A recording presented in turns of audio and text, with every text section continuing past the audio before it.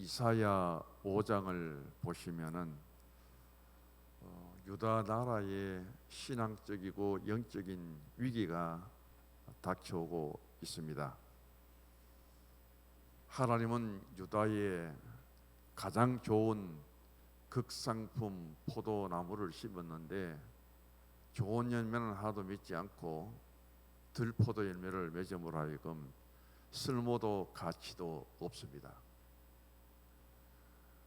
유다 백성들이 열심히 노력해서 한 호멜의 씨앗을 뿌리면은 추수 때 거두는 것이 얼마냐 하면은 한 에바예요. 10에바가 한 호멜이거든요.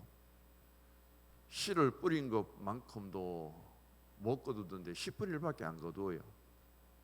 그래서 농사도 지으면 지을수록 손해입니다. 영적으로 타락하고 우상 속에 빠지니까 하나님이 모든 것이 되지 않도록 만들어 버리는 거예요. 그렇게 위기가 닥치고 하나님이 유다에게 엄청 기대를 합니다. 기다리는 거예요. 왜냐하면 유다라는 한 나라를 세우시고 하나님은 가장 좋은 포도나무를 심어서 시간이 지나면은 좋은 포도가 달려서 생산이 될 줄 알았는데 좋은 포도는 하나도 안 열립니다. 거기에다가 들포도 버릴 것밖에 없습니다. 실망한 하나님은 분노를 하시죠. 그래서 심판을 하나님이 예고합니다. 그리고 6장에 들어가면은 이사야가 우시야 왕이 죽던 해에 소명을 받아요. 근데 7장에 들어오면 오늘 7장인데 분위기가 완전히 달라집니다. 그럼 5장과 7장 사이에 6장이 끼어져 있고 이 6장은 이사야의 소명을 우리에게 보여주는데 5장이나 7장이나 달라진 것은 하나도 없습니다.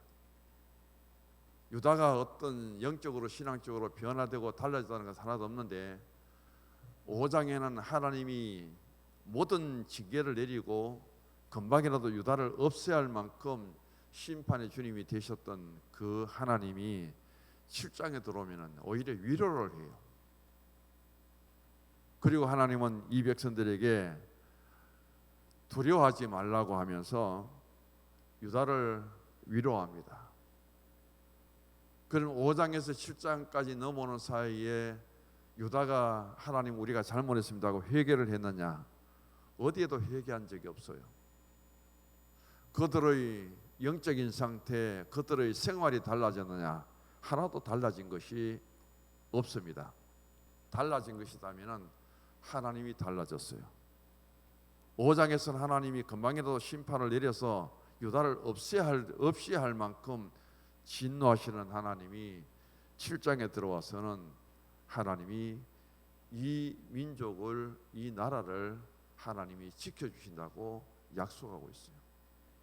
오늘 본문은 바로 그렇게 달라진 분위기 속에 시작되는 말씀이 나옵니다. 7장을 보시면은 1절에 유다의 아하스 왕 때에 아람의 느신 왕과 느말리아의 아들 이스라엘의 베가 왕이 올라와서 예루살렘을 칩니다. 두 나라가 동맹을 맺었어요. 에브라임이나 이스라엘은 똑같은 나라를 가리킵니다. 여기에 아람이라는 나라와 그리고 이스라엘이라는 나라가 동맹을 맺고 유다를 침공했는데 첫 번째 전쟁에서 실패를 합니다.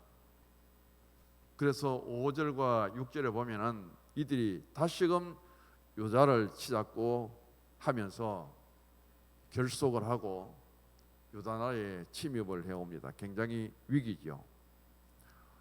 이 두 나라가 동맹을 맺고 유다를 쳐서 이기기 위해서 이제 곧 진입한다는 소식을 유다 나라가 듣게 되고 이때 유다의 왕이 아하스 왕이에요. 그 소식을 들은 아하스 왕이 두려워서 떨고 있습니다. 2절을 같이 읽어봅니다. 어떤 사람이 다윗의 집에 알려 이르되 아람이 에브라임과 동맹하였다 하였으므로 왕의 마음과 그의 백성의 마음이 숲이 바람에 흔들린 같이 흔들렸도다. 이 두 나라가 쳐들어오면은 유다가 맞서서 싸울 수 있는 힘이 없어요. 지금의 상태로는 유다가 아람과 이스라엘과 맞서서 승리한다는 것은 꿈에도 생각할 수 없을 만큼 약한 상태 속에 있습니다. 그렇다면은 당시 유다와 아하스 왕이 하나님, 저 아람과 이스라엘이 동맹을 맺고 쳐들어오는데 하나님이 우리나라를 지켜주셔야 되겠습니다 하고 하나님께 대한 기대와 소망을 가지주셨느냐? 그런 신앙도 하나도 없어요. 왜냐하면 하나님을 의지하지 않았기 때문에. 우상 숭배 속에 빠져 있고 하나님을 하나님 되게 하지 못했기 때문에 그런 하나님의 도우심을 구할 수 있는 신앙의 양심조차도 이들은 가지지 못하고 있습니다. 이럴 때 하나님이 유다 나라에 누구를 보내냐면은 가장 큰 선지자 이사야를 보내요. 그리고 이사야 선지자를 보내서 말씀하시기를 걱정하지 말아라. 너무 염려하지 말아라. 그러면서 14절에 오늘 주신 말씀이 하나의 징조예요. 나타날 수 있는 현상입니다. 이 말씀을 주시는데 처녀가 잉태하여 아들을 낳을 것이요 이름을 임마누엘이라 하리라 그렇게 말씀합니다. 이것은 하나님이 유다와 아하스 왕에게 하신 약속이에요. 처녀가 잉태하여 아들을 낳으리라는 이 말씀은 메시아 예수님이 오신다는 거예요. 마태복음 1장 보면은 천사가 와서 요셉에게 앞으로 태어날 아이에 대해서 메시아에 대해서 일러주시면서 두 가지를 말합니다. 처녀가 잉태하여 아들을 낳을 것인데 이름을 예수라 하라. 또 아들을 낳으리니 이름을 임마누엘이라 하리라. 여기에 이사야가 아하스 왕에게 주신 이사야 7장 14절의 말씀과 천사가 와서 요셉에게 일러주었던 마태복음 1장에 나오는 아들을 낳는데 임마누엘이 되고 아들을 낳는데 예수가 되리라는 이때의 시간적인 간격은 700년입니다. 아하스 왕 때에 이사야 7장 14절에 주신 임마누엘의 그 하나님의 예언이 예수님이 이 땅에 오심으로 하여금 성취되고 이루어지는데 그 시간적인 간격은 700년이라는 거죠. 여기서 주신 약속은 바로 예수님이 오시는데 누구를 통해서 오시느냐는 말씀이에요. 아브라함과 다윗의 자손 예수라고 말합니다. 예수님이 메시아가 이 땅에 육신의 몸을 입고 오시는데 어떤 경로를 통해서 오느냐면은 아브라함의 혈통을 통해서 다윗의 혈통을 통해서 이 땅에 오신다는 것을 말씀하는데 700년 전 때에 아하스 왕 때 아람과 그리고 이스라엘의 동맹을 통해서 유다가 만약에 멸망해 버린다면은 아브라함과 다윗의 혈통을 이어받지 못한다면은 예수님이 유다 혈통을 통해서 지파를 통해서 다윗의 혈통으로 이 땅에 태어날 수 없지요. 그래서 이사야 7장 14절의 임마누엘의 신앙은 뭐냐면은 아무리 지금 아람이 강하고 이스라엘이 강한 나라가 돼서 두 나라가 동맹을 맺고 유다를 쳐들어올지라도 그 두 나라 때문에 지금의 유다가 멸망은 당하지 않는다는 뜻을 여기서 들려주고 있습니다. 왜냐하면은 아람과 이스라엘 때문에 유다가 멸망을 당하고 아하스 왕의 그 아브라함과 다윗의 혈통이 끊어져 버리면은 이 땅에 메시아 예수님이 다윗의 혈통을 통해서 태어날 수 없기 때문입니다.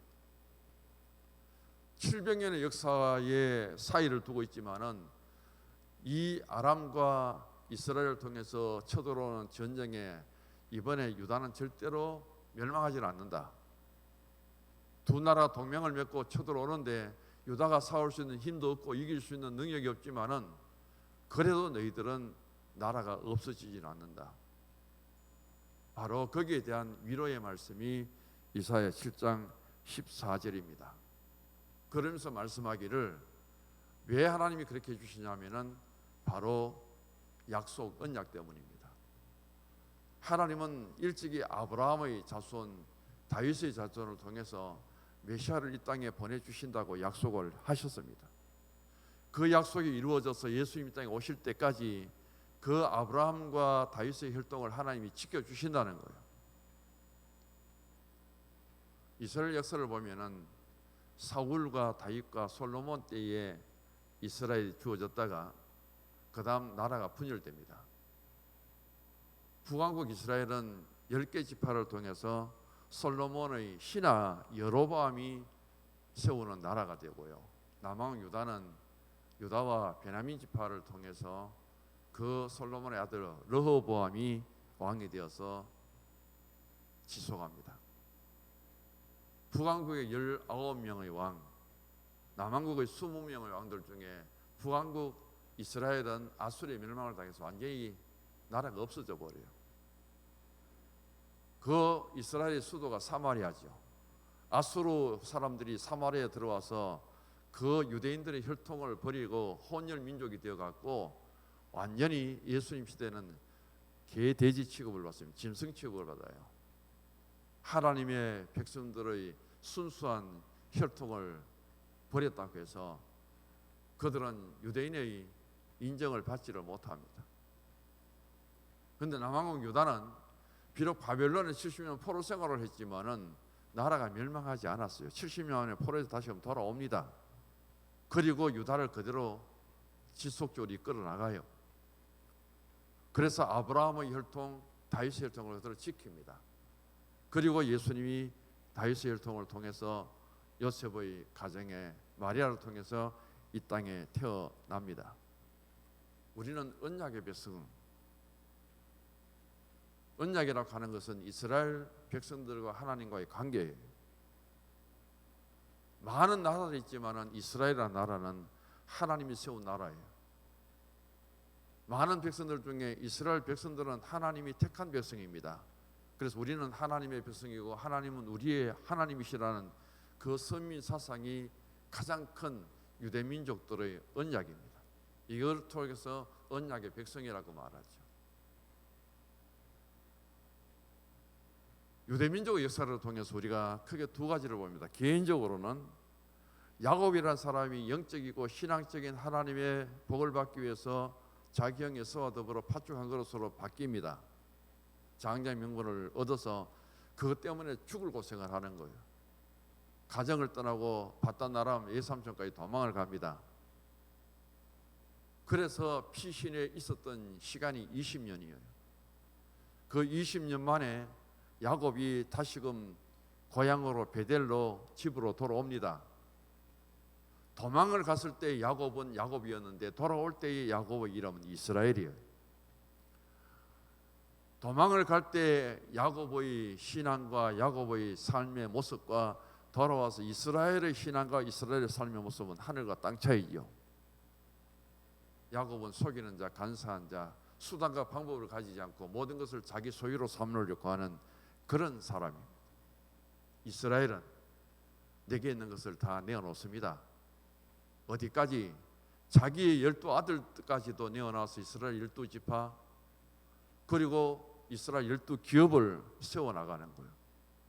그리고 야곱의 이름이 이스라엘로 바뀌는데 한 사람의 개인 이름이 한 국가의 명칭이 되었다는 사실은 놀라운 일이죠.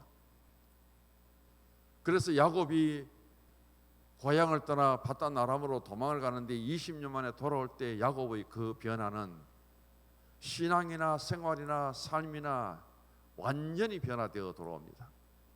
마찬가지 유다가 바벨론에 70년 동안 포로를 끌려갈 때하고 70년 포로 생활을 마치고 돌아올 때의 유다는 하늘과 땅 차이입니다. 우상 숭배를 하고 하나님을 버리고 하나님이 불러도 대답도 안 하고 하나님 말씀 전하여도 듣지도 않던 저들이 70년 포로 생활을 통해서 얼마나 연단을 받았던지 하나님 우리 하나님이고 예루살렘은 하나님이 계시는 곳이고 돌아오자마자 그 어려운 환경 속에서 무너진 예루살렘 성전을 건축하고 거기에서 성전에서 공동체 신앙을 가지고 하나님께 감격과 눈물을 흘리면서 예배를 드립니다. 왜 나라가 망했느냐? 왜 포로 민족이 되었느냐? 70년이라는 세월을 통해서 그들에게 징계를 통하여 얼마만큼 영적인 사람, 하나님의 사람으로 돌아왔는지 그것을 우리에게 보여주고 있습니다. 바로 여기에서 하나님이 임마누엘이 되실 때 우리에게는 환경과 장소가 중요한 것이 아니라 그만큼 우리는 때를 따라서 육신적으로는 고달프고 힘들고 어려워도 그게 영적인 신앙의 연단이 될 때 우리의 모든 것이 달라지고 변화될 수 있다는 사실을 교훈해 주시는 말씀이 여기에 있습니다. 세 가지를 정리해 봅니다. 첫 번째 보면은 두려움을 버리고 믿음에 서라.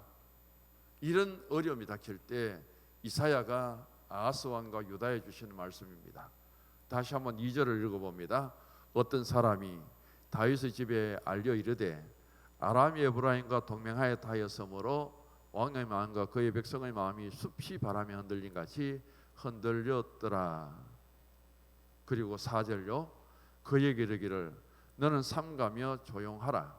너 신과 아람과 느발리아의 아들이 심히 노할지라도 이들은 연기 나는 두 부지깽이 그루터기에 불과하니 두려워하지 말며 낙심하지 말아라. 하나님이 이사야를 통해서 유다 나라와 아하스 왕에게 이런 말씀을 하고 있습니다. 아람과 이스라엘이 동맹을 맺고 쳐들어온다니까 그렇게 겁나느냐? 겁내지 말아라.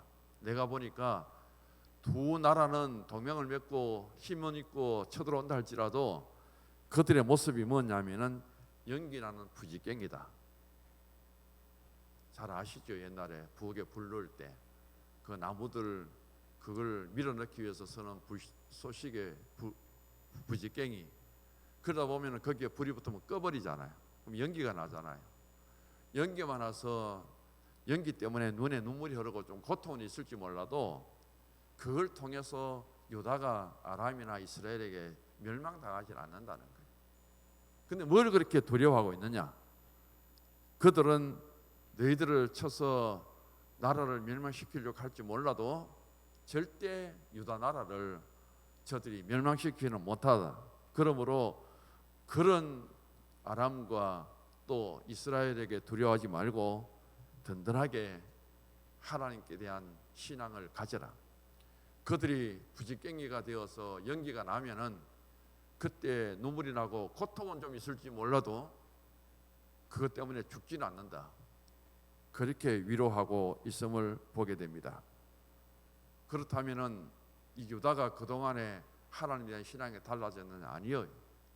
아직도 우상 숭배 속에 있고 선지자가 외쳐도 듣지도 않고 불러도 대답도 안 하는 민족입니다.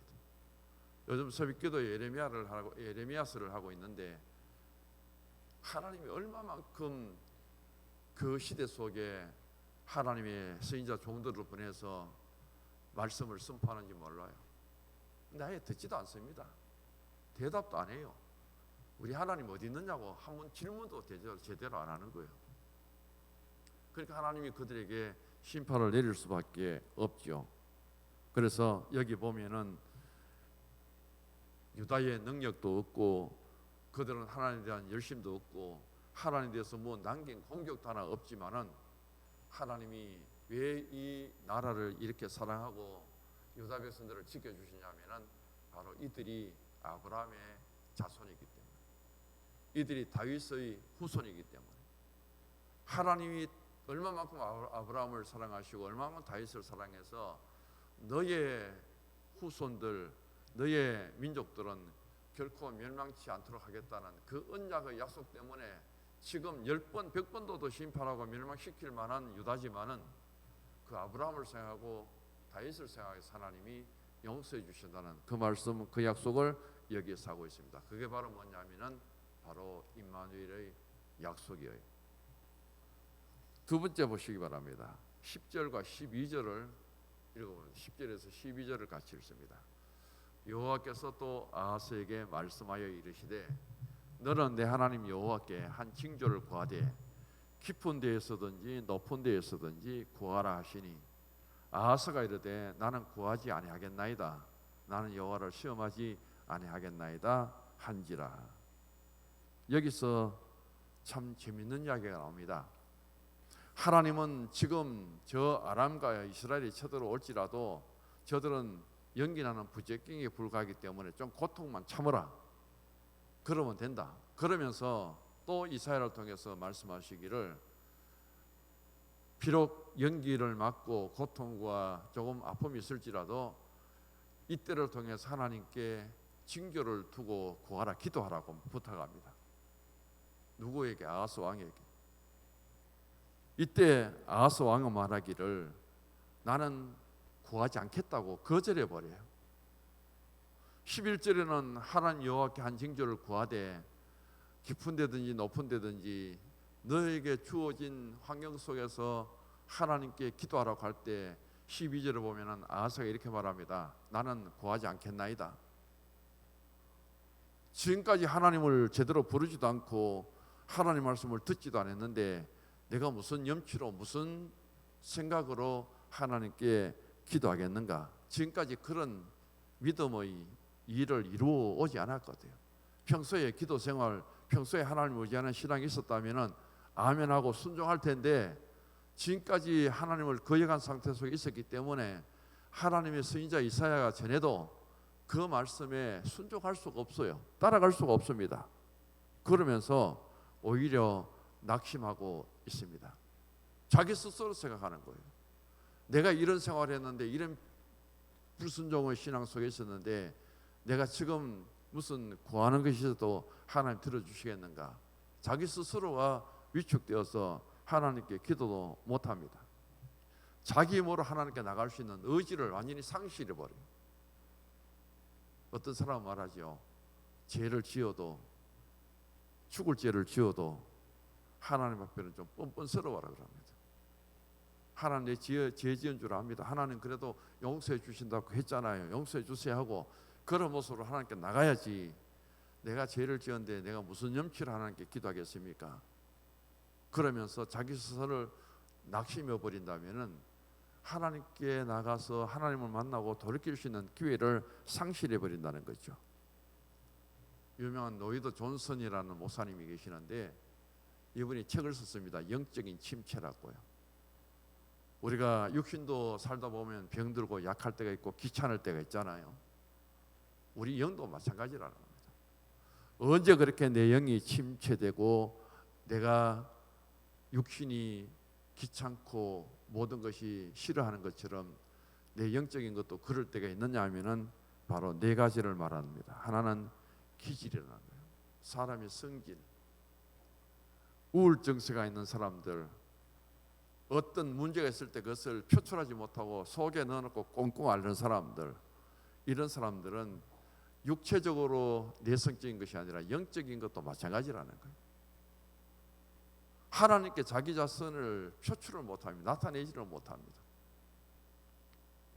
그러면서 하나님 나는 이렇게 무능합니다. 나는 능력이 없습니다. 나는 못났습니다. 나는 아무것도 할 수 없습니다. 하나님 앞에 나서서 자기를 나타낼 때마다 전부 부정적인 것만 이야기해요. 자기 스스로가 자기를 인정 못하는 거예요. 그런 사람은 하나님 앞에 나와서 하나님 나를 써주십시오. 내게 능력 주십시오. 나도 주의 일 하고 싶습니다. 그런 기도를 제대로 못한다는 거예요. 믿음으로 사는 사람이 하나님 앞에 나와서 하나님 나는 왜 이렇게 못났습니까? 나는 왜 이렇게 힘이 없습니까? 나는 왜 이렇게 능력이 없습니까? 나는 아무 일도 못합니다. 전부 자기를 부정하면서 하나님 앞에서는 하나님 나를 써주십시오. 내게도 능력 주시고요. 하나님 뭐라고 말씀하시겠습니까? 너는 너 자신을 그렇게 부정하고 쓸모없는 인간으로 생각하면서 내보고 어떻게 하란 말이냐? 너 자신부터 긍정적인 사람으로 너 자신부터 너를 사랑하는 마음으로 그렇게 좀 자기를 세우고 나에게 부탁하고 맡기라고 하나님 그렇게 말씀하지 않겠느냐? 이 성격이 굉장히 신앙에도 차이가 있다는 것을 말씀합니다. 두 번째는 육체적인 연약입니다. 사람이 건강이 없으면 약해지고요. 연세가 들면 약해진다는 거죠. 그 다음에 보면 세 번째가 축복 후에 반작용이 있다는 겁니다. 무엇이가 자기를 통해서 이루어진 것이 있습니다. 더 이루어진 것보다 기대할 것이 없으면 이제 내가 뭐 기도해 본들 더 이룰 것도 없고 그런 생각이 들 때부터 그때부터 침체한다는 거예요. 대표적인 사람이 엘리야입니다. 갈멜산에서 바알 아세라 신과 더불어 살아계신 하나님을 경배하고 이기죠. 그런데 아합과 이세벨이 자기를 죽이려고 한다는 소식을 듣고는 그리 시냇가까지 도망가서 노대나무 밑에 누워갖고 죽기를 간청합니다. 이제 나를 죽여주십시오. 저 사람들 내가 이길 수 없습니다. 하나님의 엄청난 은혜를 체험하고 능력을 받았으면서도 이제 더 이상 기대하고 바랄 것이 자기 스스로 포기할 때 그때 낙심이 온다는 거죠. 마지막 네 번째는 사단에게 이용당할 때입니다. 바로 이럴 때 우리에게는 아무리 지금까지 신앙이 좋았고 영적인 힘을 가졌던 사람도 그때부터 영적인 힘을 상실하게 되고 그때부터 영적인 침체가 오면은 얼마나 자기 스스로가 보잘것없는 실패한 것처럼 그렇게 나타나게 된다는 겁니다. 이럴 때 우리가 취할 수 있는 신앙의 방법은 뭐냐? 하나님 말씀하시기를 내 영혼을 낙심하지 말고 내 영혼을 책망해라. 너는 지금까지 믿음의 사람이었고 너는 그런 영혼의 구원을 받고 하나님의 사람으로 살아왔는데 무엇 때문에 그렇게 네가 약해지느냐? 네 영혼이 그 정도밖에 안 되느냐? 그러면서 자기 영혼을 책망할 때에 회복될 수 있다고 말합니다. 시편 42편 5절에 보면은 내 영혼아 내가 어찌하여 낭망하며 어찌하여 내 속에서 불안해하는고 너는 하나님을 바라라. 그러면서 내 육체의 의미가 아니라 내 영혼이 그렇게 약해질 수밖에 없는 이유가 없는데 자기 스스로가 그렇게 약해지기 때문에 그때는 하나님의 이름으로 예수 이름으로 내 영혼을 책망하라. 하나님께 맡기고 불안해하지 말라. 하나님께 더 기도하고 도움을 구해라. 그때 문제가 해결된다는 것이 바로 시편 42편에 우리에게 주신 말씀입니다.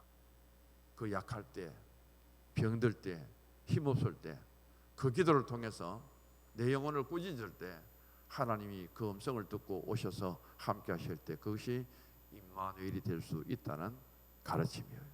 마지막입니다. 사람을 의지하지 말아라는 겁니다. 이사야 7장 14절의 이 말씀을 보면은 지금 이루어지는 일이 아니에요. 앞으로 700년 뒤에 이루어질 일입니다. 오늘 여기에서 가장 유다에게 시급한 것은 아하스 왕이 바라는 것은 하나님 아람과 이스라엘이 동맹을 맺고 쳐들어오는데 저들이 멸망을 당하도록 하고 우리가 전쟁에서 이기고 저들 때문에 불안하지 않고 걱정되지 않도록 해주십시오. 하나님 보면은 블레셋이나 다른 전투에서 한순간에 사람들을 다 죽이잖아요. 아람 군대 18만 5천 명도 하룻밤에 송장이 되도록 했고 하나님이 그런 전쟁에서 친히 싸워서 이겼는데 이번에 우리에게도 아람과 이스라엘을 군사를 쳐 죽여서 다시는 침공해 오지 못하도록 해주십시오. 눈앞에 보이는 그것이 더 우선적이죠. 오늘 우리는 이렇게 말합니다. 우리가 나중에 예수 믿고 죽어서 천국 갑니다. 그때 갈 때 가더라도 지금 돈이 없습니다. 돈 좀 주십시오. 지금 직장이 없습니다. 우리 애들 직장 좀 허락해 주세요. 우리 애들 지혜를 주셔서 공부 좀 잘하게 해주시고 병 낫게 해주세요. 이게 임마누엘 우리와 함께 하신 하나님이 지금 보여줄 때 그게 얼마나 우리에게 큰 신앙의 체험이 되겠습니까? 경험이 되겠습니까? 그런데 오늘 이사야 7장 14절의 말씀 뭐냐면은 지금 병들어 있어도 좋다. 지금 공부 못해도 좋다. 지금 직장이 없어도 좋다. 근데 예수 잘 믿고 있다가 너는 천국에 오너라. 그게 이사야 7장 14절의 대답이에요. 하나님의 대답이에요.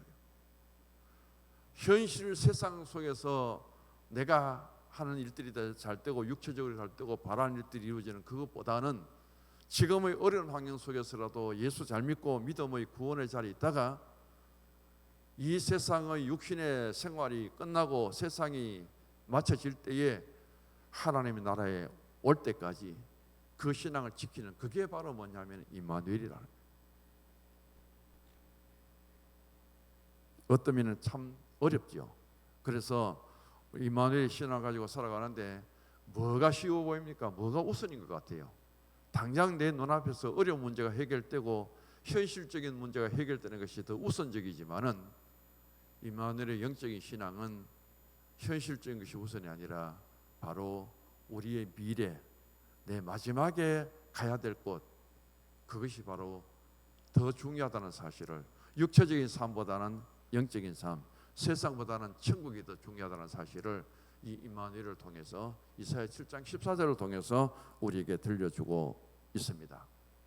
그러면서 하나님 말씀하시기를 어려움 당할 때 세상을, 사람을 의지하지 말아라. 어려울수록 더 하나님을 의지해야 되는데, 그런 이사야 선지자의 말씀을 들은데도 불구하고 결국 유다와 아하스는 하나님께 의지하고 기도로 구한 것이 아니라 바로 북쪽의 아수르, 남쪽의 애굽을 의지해 버립니다. 그만큼 세상을 의지하지 말고 사람을 의지하지 말라 했는데, 이 아하스와 유다는 아수르를 의지하고 그리고 애굽을 의지한 것 때문에 결과는 뭐예요?